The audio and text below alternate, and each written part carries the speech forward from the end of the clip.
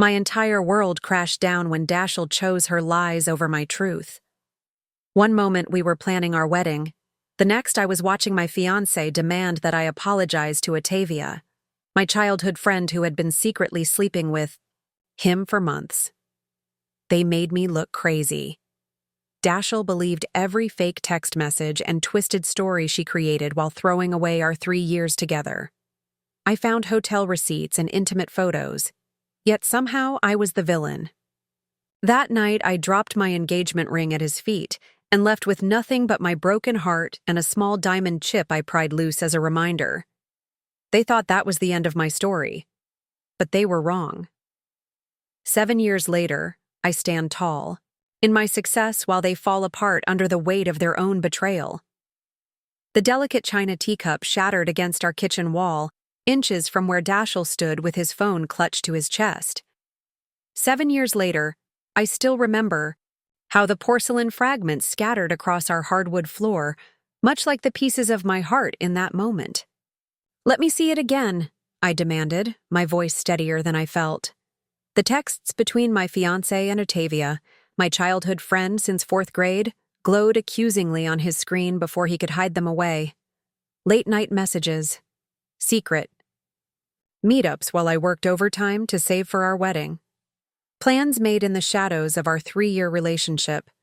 The signs had been there for weeks. Dashiell's growing distance, the way he angled his phone away from me, how Ottavia would appear at our apartment unannounced, always with some wedding-related excuse. "Just helping the bride-to-be," she'd chirp while her eyes found Dashiell's across the room. "This isn't what you think," Dashiell insisted, his hazel eyes, the same ones that had gazed so lovingly into mine during his proposal under the northern lights, now darting nervously around our apartment. "Ottavia's been helping me plan a surprise for you. Our friend Kira had warned me last week.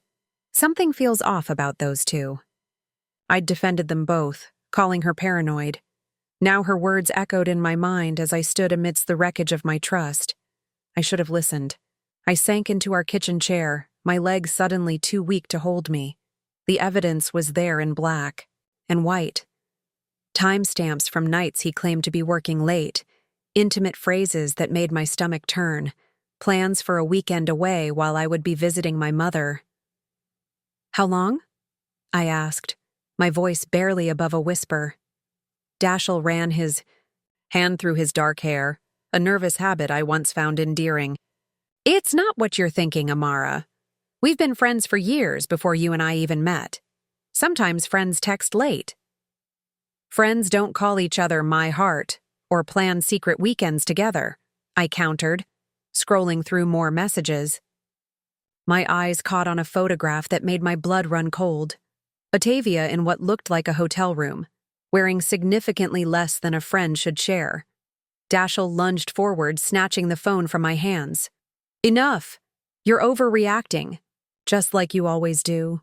Just like I always do." In 3 years together, I'd never once accused him of cheating, never once gone through his phone, never given him any reason to paint me as irrationally jealous. "I'm going to take a walk," he muttered, grabbing his keys. "When I get back, I hope you've calmed down enough to discuss this rationally." The door slammed behind him, leaving me alone with the broken teacup and my even more broken trust.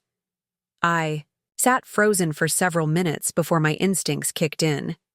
If he was willing to lie to my face about the messages I'd already seen, what else was he hiding? I moved through our apartment with methodical precision, checking places I'd never thought to look before. The inside pocket of his winter coat, the back of his desk drawer, beneath the stack of financial papers he always managed to keep just out of reach. That's where I found it. A statement for a credit card I never knew existed. Monthly payments to a jewelry store that wasn't mine. Weekend charges at the Bellevue Suites downtown. Dinner tabs for 2 at restaurants we'd never visited together. My hands trembled as I folded the statement and slipped it into my pocket. A cold, unfamiliar calm settled over me. I needed more proof before confronting him again, proof he couldn't twist or deny. I called in sick to work the next day, waiting until Dashiell left for his office. With shaking hands, I logged into our shared laptop. His email was already open. Careless confidence, or simply the belief that I would never look. The search term Otavia yielded hundreds of results, emails spanning back nearly a year, long before the wedding planning began. Intimate conversations, shared secrets, plans made while I worked late, trying to save money for the life we were supposed to build together. But it was an email from 2 weeks ago that finally broke me. Confirmation for a hotel reservation. 3 nights at the Bellevue Suites, 1 king bed, champagne service.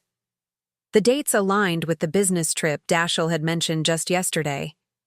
I printed the email, along with the credit card statement and screenshots of several text exchanges. Then I sat at our dining table and waited, arranging the evidence in a neat little row.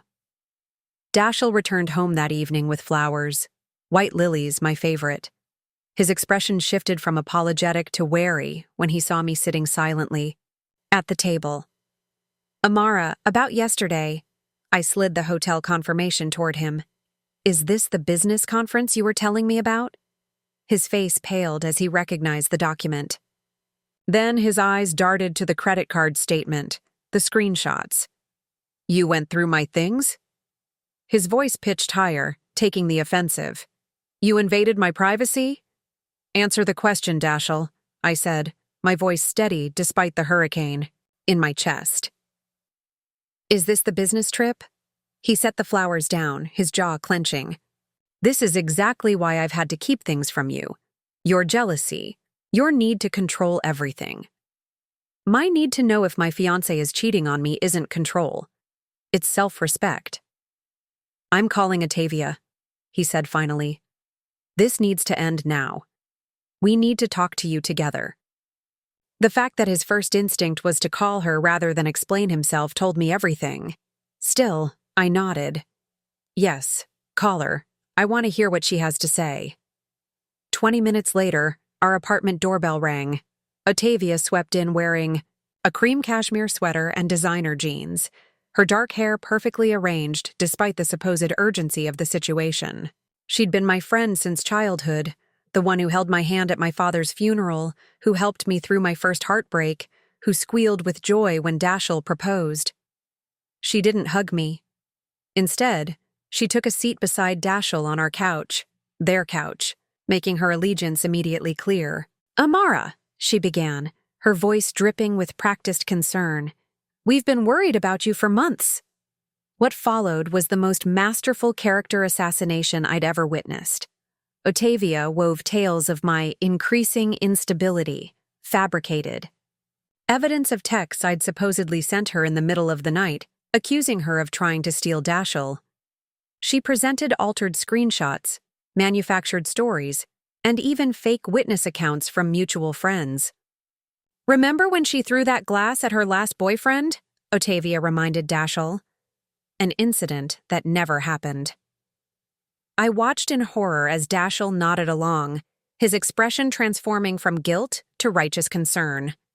The man who had held me through my father's funeral, who knew every secret fear and hope I harbored, was rewriting our entire history based on Otavia's performance.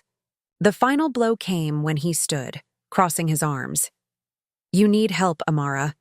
This isn't the first time your jealousy has created problems.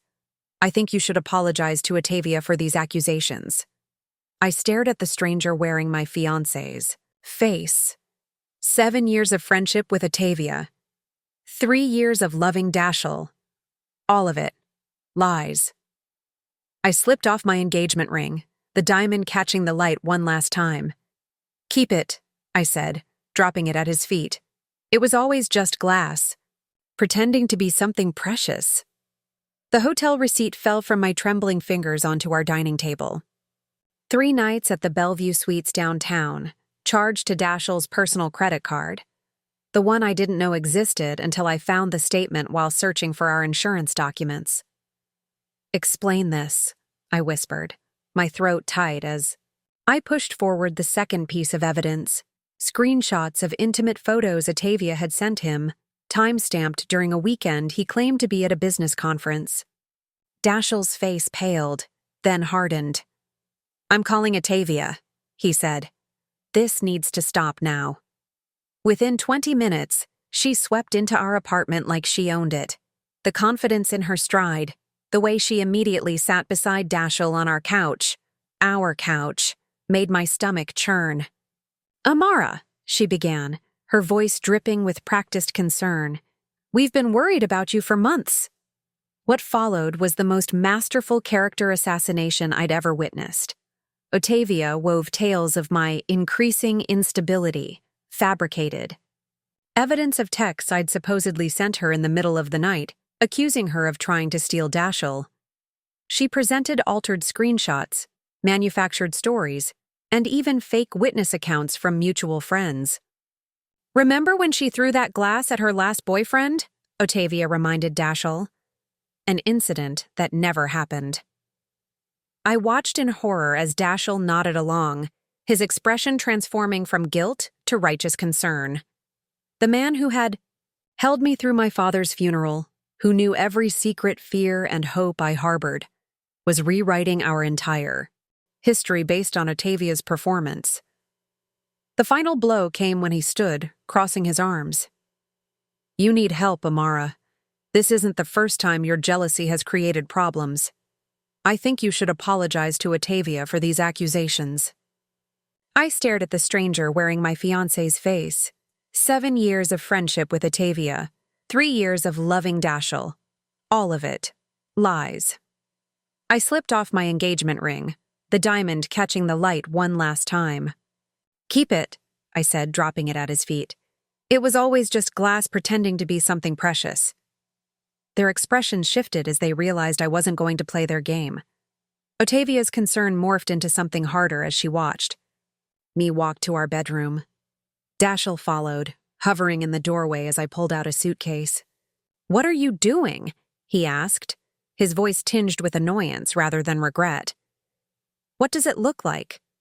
I grabbed essentials first: passport, birth certificate, the emergency cash I kept in an old jewelry box. "I'm leaving." "Don't be dramatic, Amara. This is exactly what I'm talking about. One disagreement and you're threatening to leave?" One disagreement. As if finding out my fiancé and best friend had been having an affair was simply a difference of opinion. "This isn't a threat," I said, surprisingly calm as I folded clothes into the suitcase.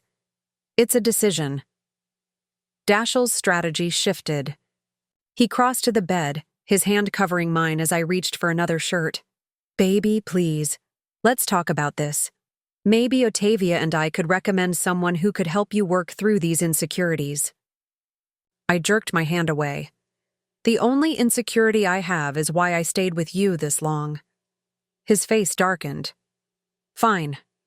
Go cool off if you need to, but you're overreacting, and I won't be the one apologizing when you come back." Atavia appeared behind him, her face a portrait of false sympathy. "Amara, honey, maybe this space is good for everyone. Take some time to think about all this." The betrayal cut deeper seeing them standing together, a united front against me. I zipped the suitcase closed. "I've had enough time. 3 years too much." I pushed past them, rolling the suitcase behind me. At the front door, I paused to take one last look at the apartment we'd decorated together. The place I'd thought would be our first home as husband and wife. "I hope you're happy together," I said, not bothering to mask the bitterness in my voice. "You deserve each other." Dashiell stepped forward, his expression shifting to concern as reality began to sink in. "Wait, Amara, where are you going? It's past midnight." "That's no longer your business." I stepped into the hallway, my hand already reaching for my car keys. "At least tell me where you're staying so I know you're safe," he called after me, the first hint of genuine emotion in his voice all evening. I turned back one last time. "Safe? You're worried about my safety now? After you and my best friend spent months making me question my own sanity?" Atavia moved closer to him, her hand possessively on his arm. "Let her go, Dash. She needs time." The casual use of his nickname, one I'd given him, was the final twist of the knife. I walked out without another word, the apartment door closing, firmly behind me. Rain had begun to fall as I loaded my suitcase into my car. It seemed fitting, the universe providing the perfect backdrop for my shattered life. I sat behind the wheel for several minutes, raindrops sliding down the windshield. Like the tears I refused to shed, where would I go? I couldn't face telling any of our mutual friends what had happened. Not yet. They'd ask questions I wasn't ready to answer, and I couldn't bear the thought that some might already know, might have suspected and never warned me. My mother lived 3 hours away, but she had never approved of Dashiell, had warned me he was too smooth. I couldn't bear her knowing she had been right all along. In the end, I drove to a motel off the highway, paid cash for a room, and sat on the edge of a bed that smelled of industrial detergent, staring at the wall until dawn broke through cheap curtains. The next morning, I withdrew as much cash as my daily limit allowed, changed my phone number, and drove without a destination in mind. Every few hours, I'd pull over and cry until I was empty, then continue driving, putting physical distance between myself and the betrayal. By nightfall, I was 2 states away, exhausted and emotionally numb. I found another motel, another anonymous room where I could hide from the wreckage of my life. The reality of my situation hit me as I showered that night. I had enough savings to last maybe 2 months if I was careful. I had no plan, no place, to call home, no one to turn to. Everything I'd built with Dashiell, our friends, our community, even my job near our apartment, all of it was contaminated by his betrayal. Before sleep claimed me that night, I made a silent vow. I would rebuild from scratch. I would become someone so strong and successful that if our paths ever crossed again, Dashiell would realize exactly what he had thrown away. And Atavia would see that her betrayal hadn't broken me. It had set me free. The first week was the hardest. I found a cheap extended stay motel and applied for any job that would hire me immediately. By the end of the week, I was working morning shifts at a cafe, afternoons at a department store, and evenings at a bar, saving every penny and sleeping in my car between shifts to avoid paying for the motel. I changed my appearance first. The crimson hair Dashiell had loved so much was the first to go, bleached platinum blonde at a budget salon. I cut it short, too, a severe bob that made me look sharper, less approachable. New hair, new clothes from thrift stores, new name, Igi. Began introducing myself by my middle name, Valentine. One night during my second week of homelessness, I sat in my car examining the engagement ring I'd retrieved from where I'd thrown it at Dashiell's feet. The diamond caught the streetlight, winking mockingly at me. With a pocket knife, I carefully pried the small diamond from its setting. The gold band I sold the next day at a pawn shop, but the diamond I kept, threading it onto a simple chain as a reminder. Never again would I be so blind, so trusting. The diamond around my neck became my talisman, a cold weight against my skin, reminding me of everything I had lost and everything I refused to be again. Every morning as I dressed for my first job, I touched it and renewed my promise.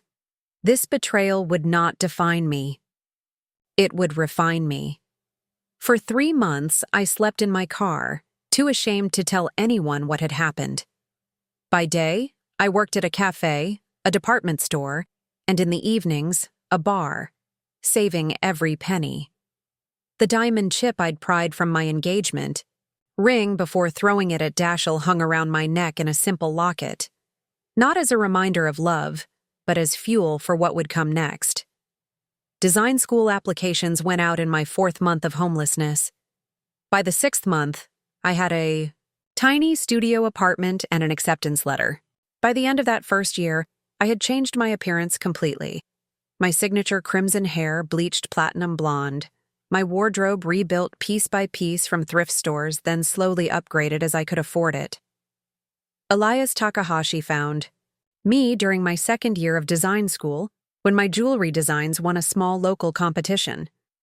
Unlike the other judges, He didn't just offer praise, he offered partnership. "Your pieces tell stories of transformation," he said, examining the phoenix pendant that had won first place. "People will pay for that narrative, especially when it's crafted with such technical precision." Under Elias's mentorship, Valentina Designs was born. My maiden name became my brand, erasing the connection to the life I'd left behind.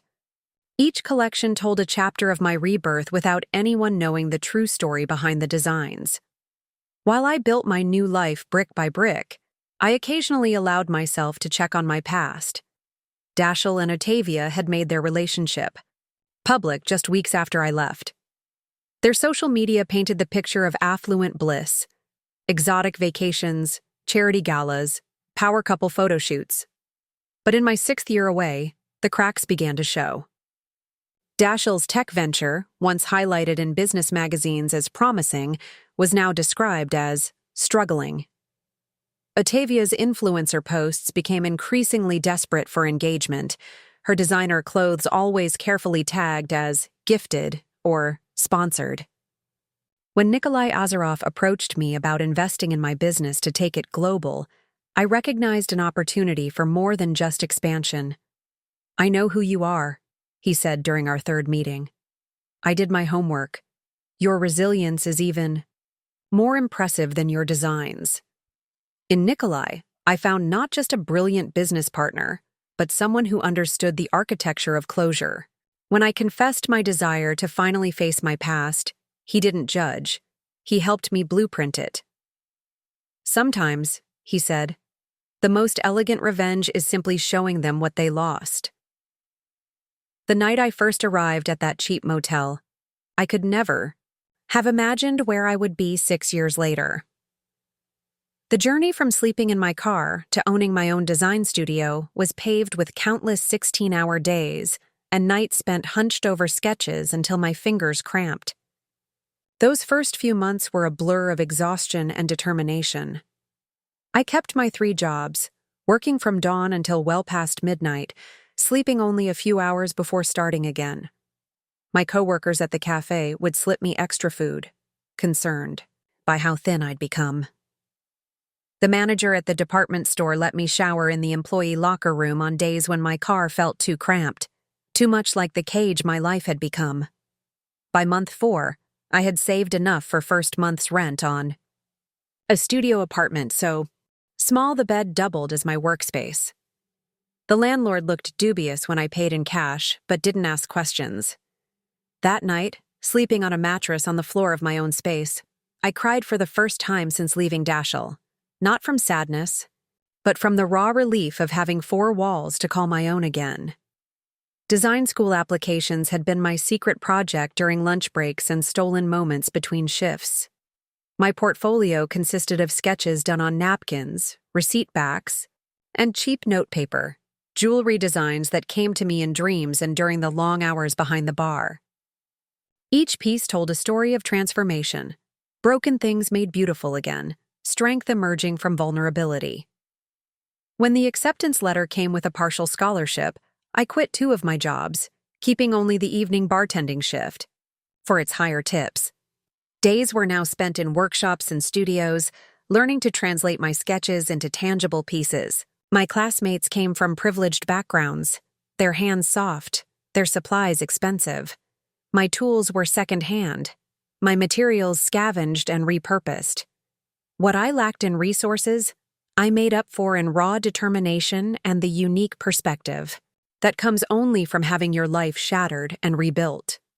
"Your work has teeth," my metals professor told me after examining my midterm project, a necklace featuring shards of mirror glass set in silver, each fragment positioned to catch light differently. "Most students here are creating pretty things. You're creating powerful things." That project caught the attention of Elias Takahashi, a guest judge at our year-end showcase. While other judges moved politely from piece to piece, Elias stood before my display for nearly 20 minutes, examining each design from every angle. "The Phoenix pendant," he said after introducing himself, pointing to my centerpiece. "Why that specific design?" I hesitated, protective of the story behind. It went rebirth from ashes, universal symbolism. His eyes, sharp despite his 60-plus years, saw through my vague answer. Personal experience, then. The best designs always are. He handed me his business card, thick, creamy stock with only his name and a phone number embossed in silver. Call me when you're ready to turn this into more than a school project. 3 weeks later, I called. 6 months after that, Valentina Designs existed as more than just a dream. A small but exclusive jewelry line featuring my most personal works, backed by Elias's considerable industry connections. Never explain your inspiration directly, Elias advised as we prepared for our first small showcase. Let the pieces speak for themselves, and let the clients project their own stories onto them. The best art is a mirror. The advice served me well. Each collection I created carried my journey from betrayal to strength. Yet buyers saw their own struggles and triumphs reflected in the metalwork. The Phoenix collection sold out within days of its limited release. The Fragment series that followed established my reputation for unique settings and unconventional materials. By year 3, Valentina Designs had a wait list. By year 4, celebrities were wearing my pieces to award shows. By year 5, we had our own small atelier, with 6 employees working under my direction. Success, when it came, arrived not in a dramatic tidal wave, but in a steady, relentless current that carried me further from my past with each passing month.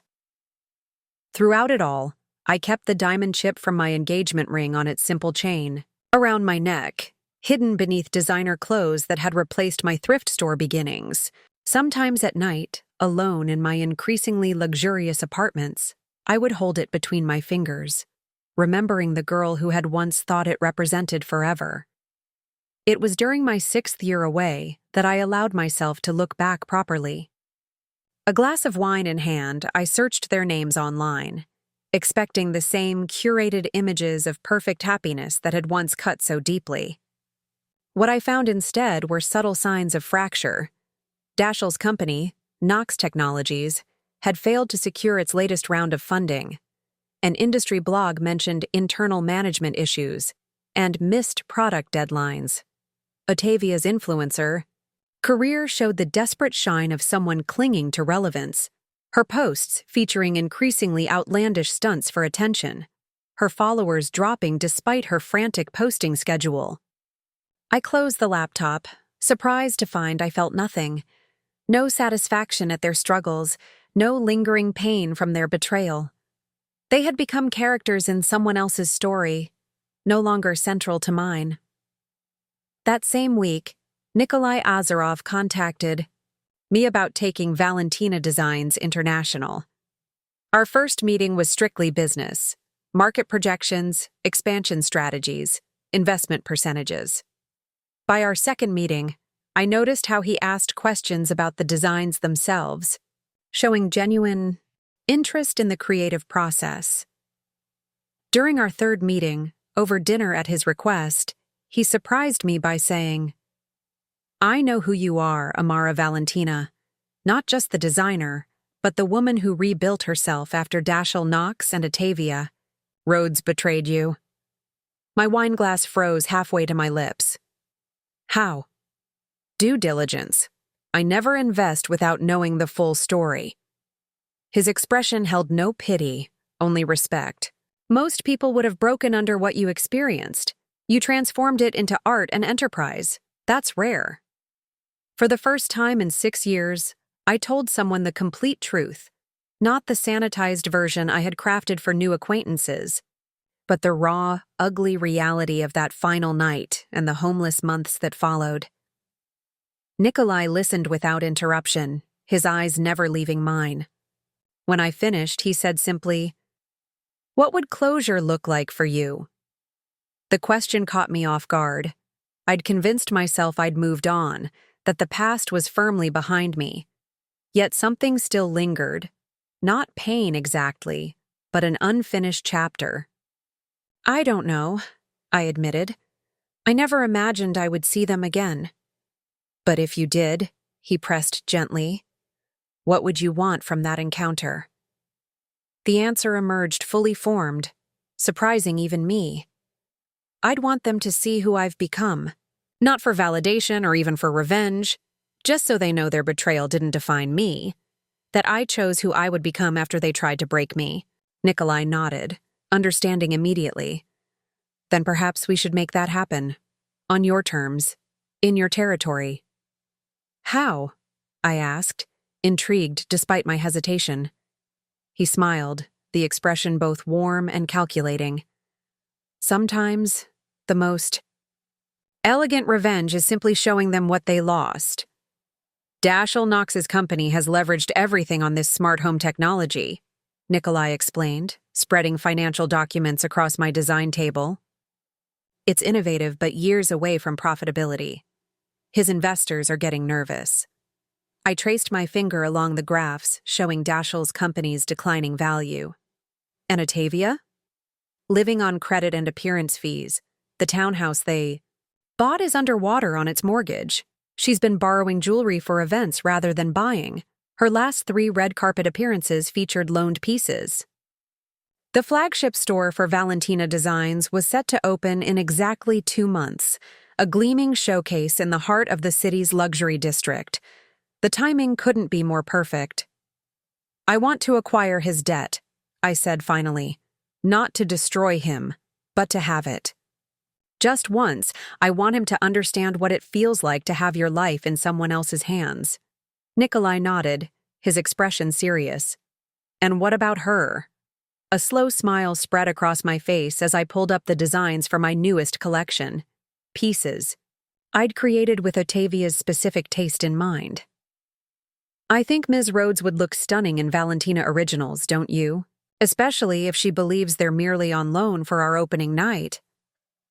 Over the next 8 weeks, we executed our plan with surgical precision. Nikolai's investment firm quietly acquired majority interests in Dashiell's flagging company through shell corporations. Meanwhile, I arranged for my publicist to add Otavia to the list of influencers who would receive jewelry loans for the grand opening, ensuring the stylist handling the arrangement had no knowledge of our history. The invitations went out separately. To Dashiell, an exclusive opportunity to network with potential investors.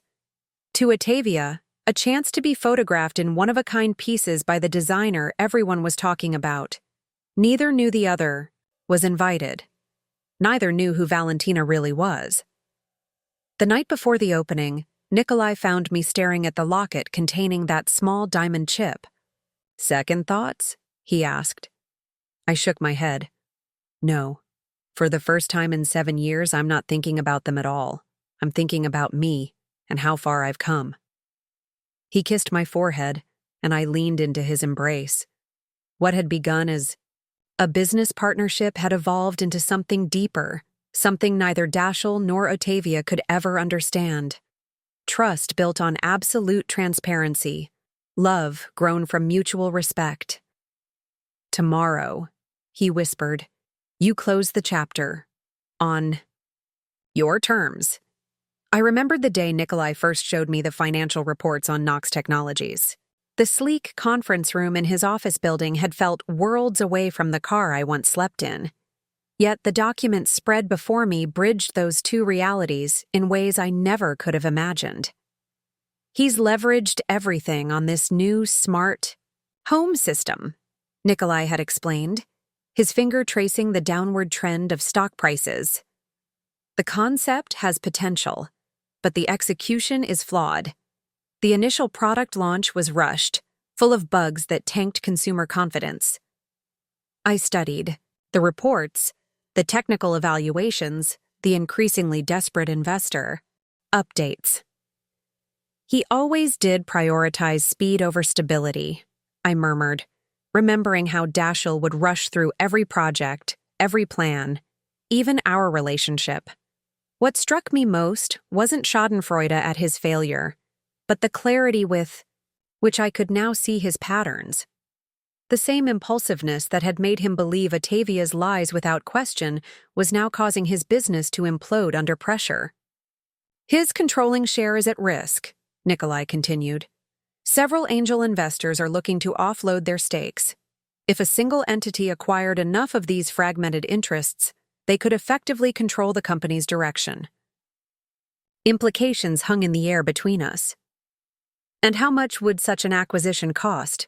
Nikolai named a figure that would have seemed astronomical to the woman sleeping in her car 7 years ago, but now represented merely a significant investment, not an impossible one. It's not a small sum, he admitted. But the technology itself has value, even if its current implementation is flawed. With the right management and development team, it could be salvaged, perhaps even integrated with some of our other holdings. Business logic, clean and rational. Yet, we both knew this potential acquisition wasn't purely about ROI or market strategy. And Atavia? I asked, shifting the conversation. What's her situation? Here, Nikolai's research had been even more thorough. Financially precarious, the influencer market has become increasingly competitive, and her numbers have been declining for the past 18 months. She's maintained appearances through aggressive credit use and strategic partnerships, but it's a house of cards. He pulled up her most recent social media posts on his tablet. Otavia posing at a charity gala wearing a distinctive emerald necklace I immediately recognized from a major design house. This piece was alone, as were the earrings she wore, to the film premiere last month. She's been tagging them as her own collection, but our sources confirm they were returned immediately after the events. The revelation sparked something unexpected. Not satisfaction, but a strange kinship. I, too, had once built a life on borrowed shine, pretending to be something I wasn't. The difference was that I had been forced into that position by their betrayal, while Atavia had chosen her path. Our flagship store opening would be the perfect opportunity, I mused, pieces falling into place. We could arrange for her to receive pieces from the new Phoenix collection. She wouldn't be able to resist the exposure. And Knox? Nikolai asked, already knowing where my thoughts were heading. An exclusive investor preview. His pride wouldn't let him miss a chance to secure new funding, especially if the invitation hinted at serious interest. The plan took shape over the following days, refined through careful consideration of every detail. We would not confront them directly. That would be too obvious, too crass. Instead, we would create a situation where they would be forced to confront themselves, their choices, and the consequences that had finally caught up with them. Nikolai's team moved quietly, acquiring debt obligations and minority shares through various shell companies, ensuring that Knox Technologies management remained unaware of the consolidation happening around them. My publicist, following my specific instructions, added Otavia Rhodes to the list of influencers receiving jewelry loans for the grand opening, emphasizing the exposure value to ensure her participation. The invitations were crafted with meticulous care. For Dashiell, a personalized letter suggesting that a consortium of investors had expressed interest in his technology, with the store opening serving as an informal meeting opportunity. For Atavia, the promise of being among the first to wear pieces from a collection already generating wait lists among celebrities. As the weeks passed and preparations for the opening intensified, I found myself increasingly focused on the store itself rather than our planned confrontation. The Morton Building's restoration had been a labor of love, transforming the historic space into a temple of light and craftsmanship that would showcase my designs exactly as I had always envisioned. The custom display cases, the lighting calibrated to bring out the distinctive elements of each piece, the private consultation rooms where clients could experience the transformative power of wearing something created specifically for them. Every detail reflected the journey that had brought me to this moment. The night before the opening, I stood alone in the empty space, surrounded by the physical manifestation of everything I had built from nothing. The silence held a power that moved through me like a cleansing wave, washing away the last traces of the woman who had once believed her worth could be determined by someone else's betrayal. Nikolai found me there, standing before the centerpiece of the Phoenix collection. a necklace featuring graduated diamonds arranged to suggest wings in flight. "Second thoughts?" he asked softly, his voice echoing slightly in the empty gallery. I touched the small locket at my throat, feeling the outline of the diamond chip hidden inside. No. For the first time in 7 years, I'm not thinking about them at all. I'm thinking about me, and how far I've come. His arms encircled me from behind, solid and secure.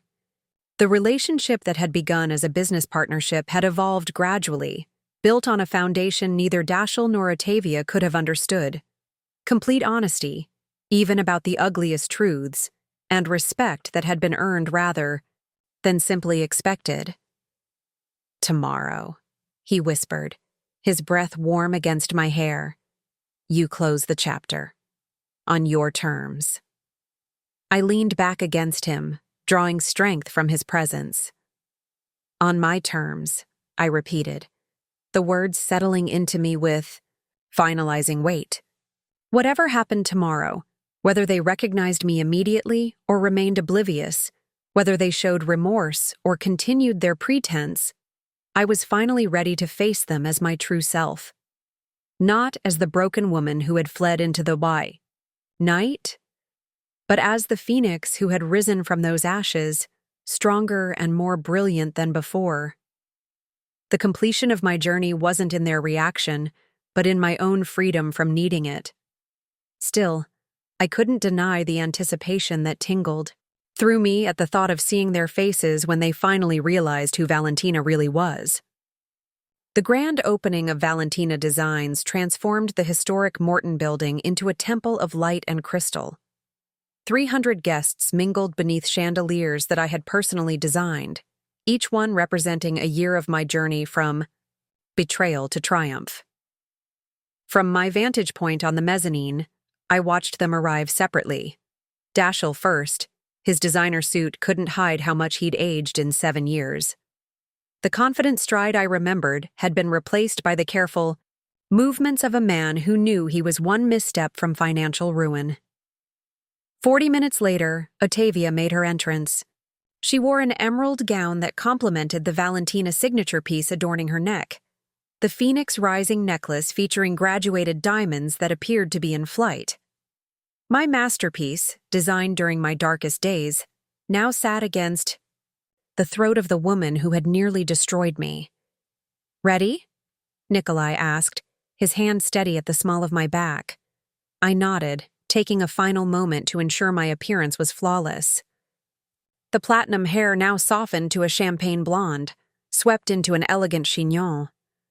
The black gown that hugged every curve I'd earned through years of stress and recovery. The single piece of jewelry I wore, the simple locket containing that chip of diamond, my private reminder. We descended the grand staircase as the room quieted, all eyes turning to the mysterious designer finally making her appearance. I scanned the crowd, noting the exact moment recognition dawned in separate corners of the room. Dashiell saw me first. The champagne glass nearly slipped from his fingers, his complexion ashen as he stared at the woman he'd discarded. Across the room, Octavia's reaction was more controlled, a slight widening of eyes, a hand that flew to the necklace at her throat as realization struck. I allowed myself a small, serene smile as I addressed the crowd, thanking them for supporting Valentina Designs. As planned, I made no acknowledgement of either Dashiell or Octavia during my speech. They were ghosts from another life, not worthy of public recognition. As the crowd dispersed to examine the collection, I felt Dashiell approach before I saw him. 7 years had passed, but some senses never forget their triggers. "Amara?" His voice carried the same cadence, but with new notes of desperation. "My God, you look incredible. It's been too long." I turned slowly, meeting his gaze with the cool detachment one might offer a stranger. "Dashiell! What a surprise!" "I had no idea," he began, then corrected himself. "That is, I didn't know Valentina was you. Your work is extraordinary." From the corner of my eye, I saw Otavia hovering nearby, clearly calculating her approach. The Phoenix Rising necklace caught the light as she fidgeted with it. "Thank you," I replied. "And how are you? I understand Nox Technologies has faced some challenges recently." The barely perceptible flinch told me everything. "Markets fluctuate. We're in a transitional period." "Indeed. Change can be so unexpected, can't it?" I gestured to Nikolai, who joined us with perfect timing. "Dashiell, may I introduce my husband, Nikolai Azarov. He's quite familiar with your company's situation." Nikolai extended his hand. "Mr. Knox, a pleasure to finally meet you in person. My firm has been following your company's trajectory with great interest." Recognition flooded Dashiell's face as he connected the dots. "Azarov Capital Partners. You're the ones who've been acquiring our debt obligations." "Among other investments," Nikolai confirmed pleasantly. "Your smart home concept has potential, but the execution has been problematic." Otavia chose that moment to inject herself into the conversation, the Phoenix Rising necklace prominently displayed. "Amara, what an absolute delight to see you again. Your success is so well deserved." The falseness of her smile couldn't mask the calculation in her eyes, the same expression I'd seen 7 years ago when she systematically dismantled my life. The room glittered around us, champagne flowing freely as guests admired the collection I had built from nothing. From the outside, we might have looked like any group of acquaintances reconnecting at a social event. Only the tension vibrating between us revealed the truth. I studied Dashiell as he processed Nikolai's casual revelation. The years had not been kind to him, adding lines of stress around his eyes and mouth. His hair, once thick and dark, now showed threads of silver at the temples. He still maintained the exterior of success, the custom suit, the designer watch, but the facade had grown thin, like gold plating beginning to reveal the base metal beneath. "You've been acquiring our debt?" he repeated, his voice dropping to ensure nearby guests wouldn't overhear. "Why?" "Business opportunities present themselves in various forms," Nikolai replied smoothly. "Your technology platform has merit, despite its current implementation issues." I watched Dashiell's expression shift as he recalibrated the businessman in him taking over. "We should discuss this more privately. Perhaps we could schedule a meeting next week?" "Perhaps," Nikolai said noncommittally, his hand finding mine in a gesture of unity, though any discussions would naturally include my wife, as both my partner and a significant stakeholder in Azarov Capital. The implications sank in slowly, then all at once. I saw the exact moment Dashiell realized that his company's fate now partially rested in my hands. The woman he had once demanded apologize for discovering his betrayal. Otavia, always quick to read a shifting power dynamic, stepped closer to me, her voice dropping to a conspiratorial whisper. "Amara, you must tell me everything. How you built all this, how you and Nikolai met. Perhaps we could have lunch next week, just us girls, like old times." Like old times. As if our old times hadn't ended with her orchestrating my public humiliation and stealing the man I had planned to marry. I smiled, the expression not reaching my eyes. "I'm afraid my schedule is quite full with the international expansion. The Tokyo and Paris locations open next quarter." Her face fell slightly before she recovered. "Of course, you must be so busy. The necklace is extraordinary, by the way. Everyone has been asking about it." "Thank you. It has special significance," I replied, watching her hand move self-consciously to the diamonds at her throat. "That piece represents transformation through fire, rising stronger from destruction."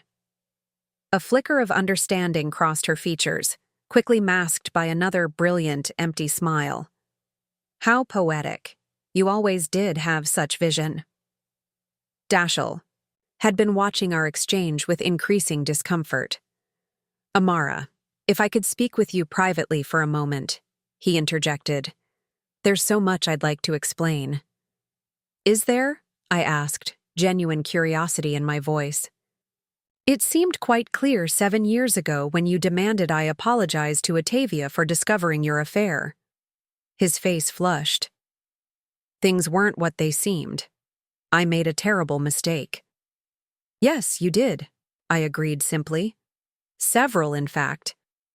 Otavia's expression hardened, the mask of friendliness slipping. Dashiell, we should probably circulate. There are other investors here. Her emphasis on other made it clear she was already distancing herself from him, sensing the power had shifted. Actually, Nikolai said, I believe my colleague Martin Weiss was hoping to speak with you, Ms. Rhodes. He's quite impressed with your social media presence and has a proposition regarding our upcoming campaign. It was a calculated move we had planned in advance, separating them to see how each would react individually. Otavia's eyes lit up at the mention of a potential opportunity, her attention to Dashiell immediately forgotten. How lovely, she gushed. Where might I find him? Nikolai pointed toward a distinguished man near the champagne fountain. Gray suit, silver hair. Please tell him I sent you. As Otavia moved away, practically vibrating with eagerness, Dashiell's composure cracked further. Amara, please. 5 minutes, that's all I ask. I considered him for a moment. This man who had once been the center of my world, now reduced to pleading for my attention. The victory I had imagined for so many years was finally here. Yet it tasted different than expected. Less sweet, more complex.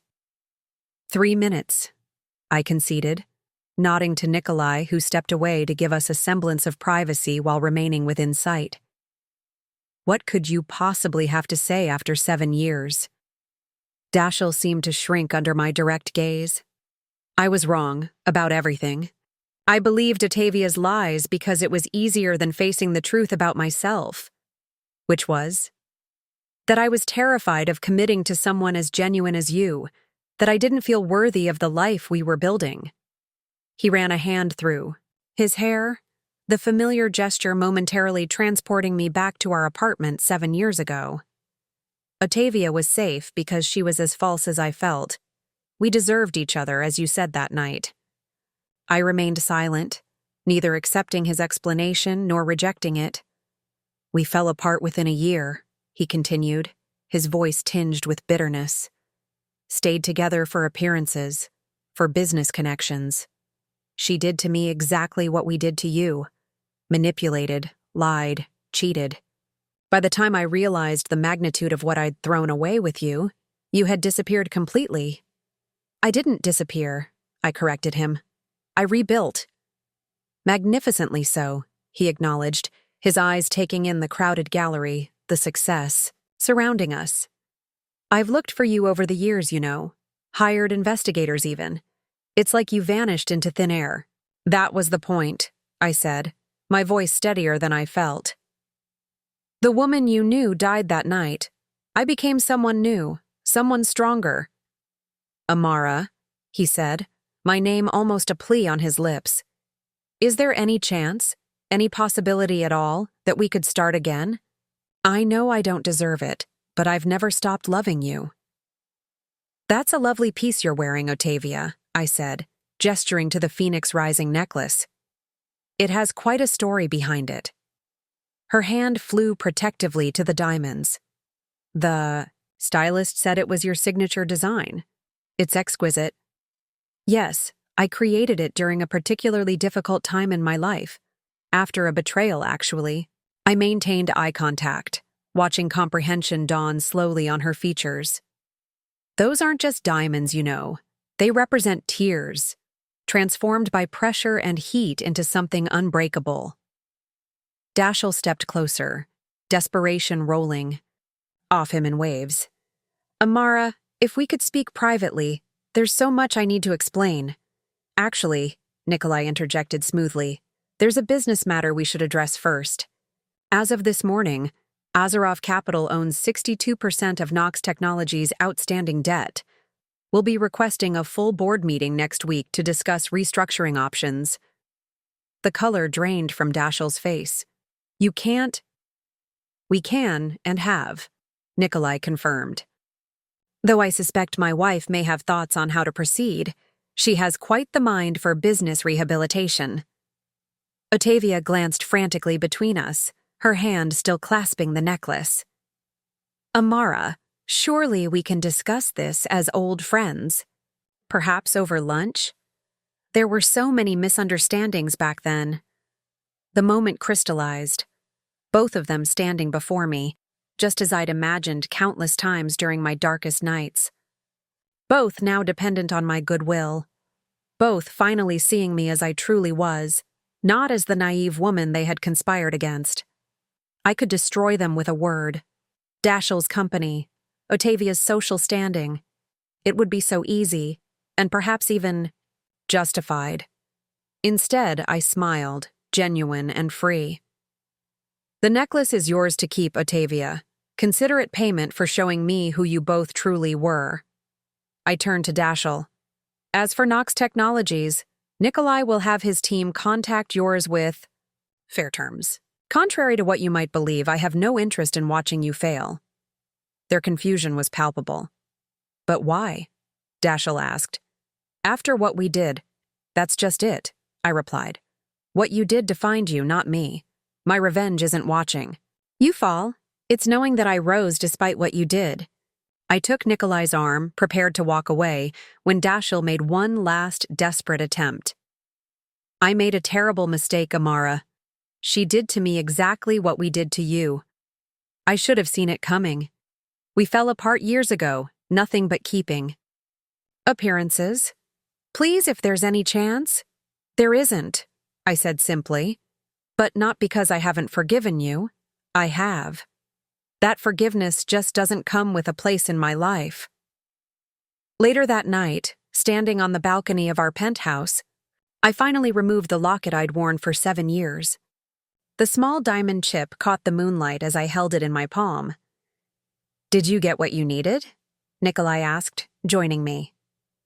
I nodded, looking out over the city lights. I stopped needing their apology years ago. Tonight wasn't about them at all. It was about finally letting go of who I used to be. I opened my hand, letting the tiny diamond fall into the darkness below.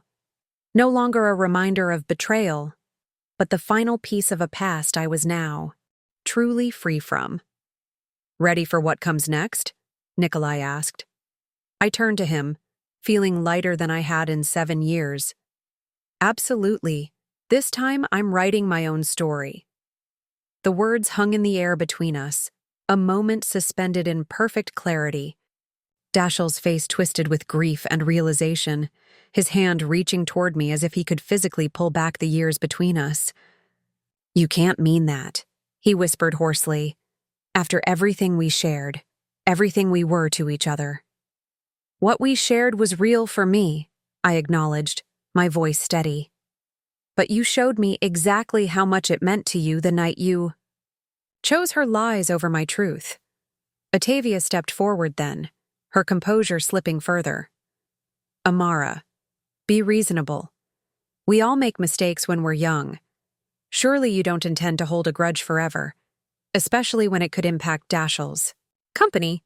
Her transparent concern for how my decisions might affect her own financial security, rather than any genuine remorse, only reinforced my resolve. This isn't about a grudge, I explained, addressing them both, but focusing on Dashiell.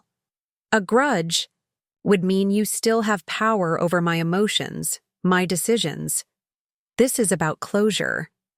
About completing the circle that began the night I walked away. Around us, the gallery continued to buzz with activity, guests admiring the collection while discreetly watching our tense exchange. I was conscious of maintaining appearances, of not allowing this confrontation to overshadow the culmination of years of work. Nox Technologies will receive fair terms, I continued. The technology has value, and destroying a viable business would be short-sighted. This isn't about revenge, Dashiell. It never was. His expression shifted, hope kindling. Behind the desperation. Then what is it about? If not revenge, then what? Liberation, I said simply.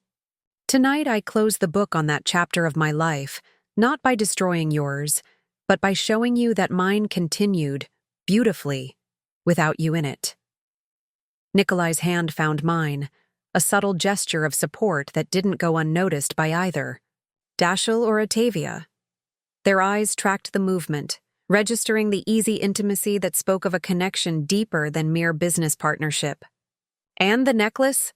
Otavia asked, her fingers still protectively curled around the phoenix rising at her throat. "You really mean I can keep it?" "Consider it a gift," I confirmed, "a reminder that beauty can emerge from our worst moments, if we're brave enough to face the fire." Her expression flickered between suspicion and relief, unable to fully comprehend an act of generosity from someone she had wronged so completely. "Now, if you'll excuse us," I said, gently tugging Nikolai toward a group of important clients, waiting nearby. "We have other guests to attend to." Dashiell made one final, desperate attempt, stepping into our path. "Amara, wait. What if I told you I've spent 7 years regretting that night? That I've searched for you, tried to find you to apologize? That nothing has been right since you left?" I paused, considering his words. For a fleeting moment, I remembered the man I had once loved, his laugh, his dreams, the future we had planned together. But that memory now felt like something from another lifetime, viewed through a window that could never be reopened. "I believe you," I said softly, "and I hope that acknowledging your regret helps you find peace. But my life moved forward, Dashiell. I built something beautiful from the ashes you left me in, and that new life doesn't have room for what we were." His shoulders slumped in defeat, the last glimmer of hope extinguished. "I understand," he said, though his expression suggested otherwise. "Thank you for hearing me out, at least." As we moved away, I heard Otavia hiss at him, "That's it? You're just giving up? What about the company?" Their voices faded into the background as Nikolai and I rejoined the celebration, seamlessly transitioning into our roles as gracious hosts. For the remainder of the evening, I caught glimpses of them from across the room. Dashiell drowning his sorrows at the bar, Otavia networking frantically, the phoenix rising necklace gleaming against her skin. Hours later, when the last guests had departed and the staff were beginning the cleanup, Nikolai and I stood in the center of the empty gallery, surrounded by the physical manifestation of everything I had built from nothing. "You were extraordinary tonight," he said, brushing a strand of hair from my face. "How do you feel?" I considered the question carefully, taking inventory of the emotions swirling within me. "Lighter," I decided. As if I've been carrying a weight for so long I'd forgotten it was there until it was gone. Back at our penthouse, the city lights spread below us like earthbound stars. I stood on the balcony, the night air cool against my skin, and reached for the locket I'd worn for 7 years. The clasp opened, easily, revealing the small diamond chip that had once been part of an engagement ring, now a relic from another life. "Did you get what you needed?" Nikolai asked, joining me on the balcony. I nodded, looking out over the glittering cityscape. I stopped needing their apology years ago. Tonight wasn't about them at all. It was about finally letting go of who I used to be. I opened my palm, the tiny diamond catching the moonlight one last time. Then I released it, watching as it fell into the darkness below. No longer a reminder of betrayal, but the final piece of a past I was now truly free from. "Ready for what comes next?" Nikolai asked, his arms encircling me from behind. I turned, in his embrace, feeling lighter than I had in 7 years. "Absolutely. This time, I'm writing my own story." In the morning, life would continue. There would be business meetings about the fair but firm restructuring of Knox Technologies. There would be preparations for the international expansion of Valentina Designs. There would be a future stretching before me, open and full of possibility. But in that moment, standing in Nikolai's embrace with the weight of the past finally released, I understood that the true victory wasn't in confronting Dashiell and Otavia. It wasn't even in my professional success or financial security. The victory was in the woman I had become, strong enough to face my past without being consumed by it, compassionate enough to offer fairness where vengeance might have been justified, and wise enough to know that the best revenge wasn't in pulling others down, but in rising so high they could no longer reach me. 7 years ago, he had chosen her lies over my truth. Tonight, I had chosen my future over his regrets. And as I stood tall, watching them both fall apart under the weight of their own choices, I knew with absolute certainty that I wouldn't change a single step of the journey that had brought me here.